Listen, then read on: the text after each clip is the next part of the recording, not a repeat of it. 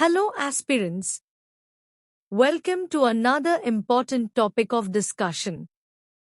Today, we are going to discuss about the Arbitration Council of India, which is in main headlines of the news.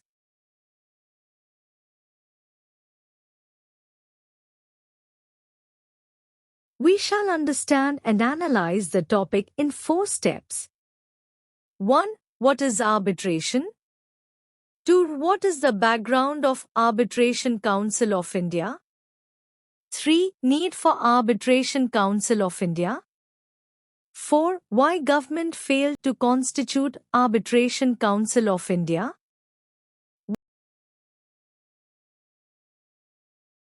What is arbitration?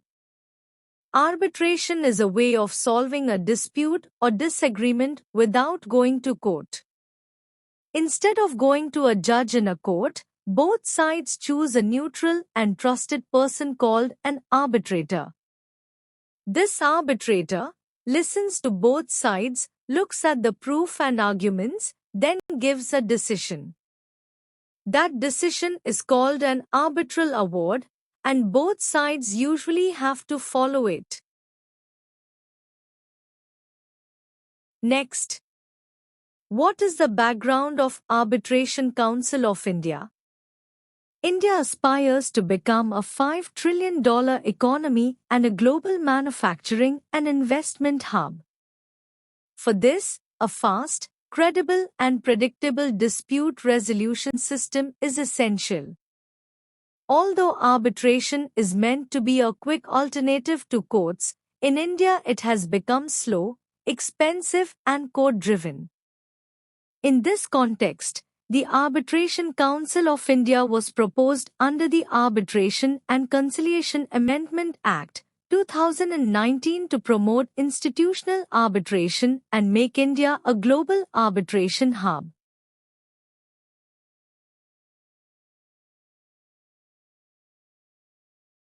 Now, what is the need to constitute Arbitration Council of India in Indian context? Number 1. To curb the failure of ad hoc arbitration culture. India is dominated by ad hoc arbitration as there is no permanent arbitration institution. This leads to delay in appointment of arbitrators, procedural confusion, frequent court intervention. Example, many NHAI, railways and PSU disputes continue for 5 to 10 years despite arbitration. Arbitration Council of India can promote institutional arbitration with fixed rules and timelines.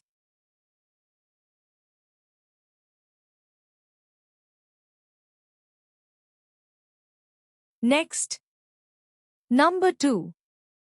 ACI is needed to improve quality and credibility of arbitrators. This means there is no uniform accreditation or training system in India. Often retired judges or bureaucrats are appointed regardless of technical expertise. This often leads to poor quality awards. More challenges in courts. Therefore, Arbitration Council of India can create standards, training and accreditation for arbitrators. Hope you got it. Number 3.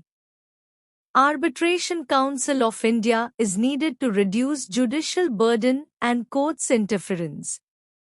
Indian courts are flooded with appointment under Section 11. Sets aside awards under Section 34. Enforcement petitions. Therefore, strong arbitration institutions under ACI can filter disputes and reduce court dependency. I hope you are clear.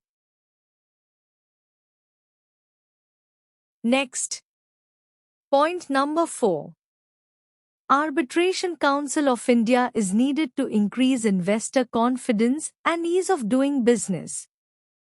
Generally, investors want neutral, fast, predictable dispute resolution. However, Today, India is seen as a high-risk jurisdiction for contract enforcement. Therefore, Arbitration Council of India can improve credibility, consistency and global trust. I think you got the point. Let's go ahead to the point number 5. Arbitration Council of India is needed to make India a global arbitration hub. For that, India need to compete with Singapore, London, Paris, Dubai, etc. But India lacks globally trusted institutions, uniform standards and brand value in arbitration.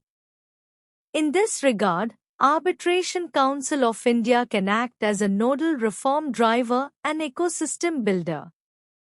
Hope you understand the point.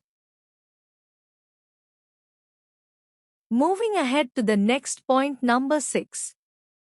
To standardize arbitration ecosystem across states. In India, there exists huge variation in terms of infrastructure, quality, costs, professionalism. Therefore, Arbitration Council of India can ensure benchmarking and minimum standards nationwide.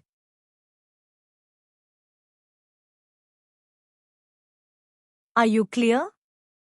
Let's move to the point number 7. ACI is needed to support infrastructure, public-private partnerships and government contracts. As India is investing massively in roads, ports, railways, energy, defense, disputes are inevitable and they paralyze projects for years. Arbitration Council of India-backed institutions can ensure time-bound and expert resolution. Hope you got it.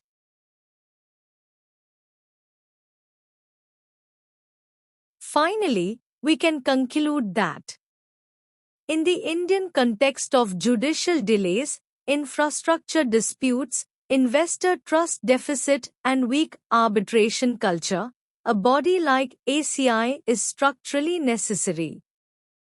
However, its design must be independent and credibility-oriented, but not control-driven. I hope all the points are clear. Now the next important point on ACI is why the government failed to constitute Arbitration Council of India since 2019. This we will discuss in the next session. Until then, try to answer the given questions on ACI.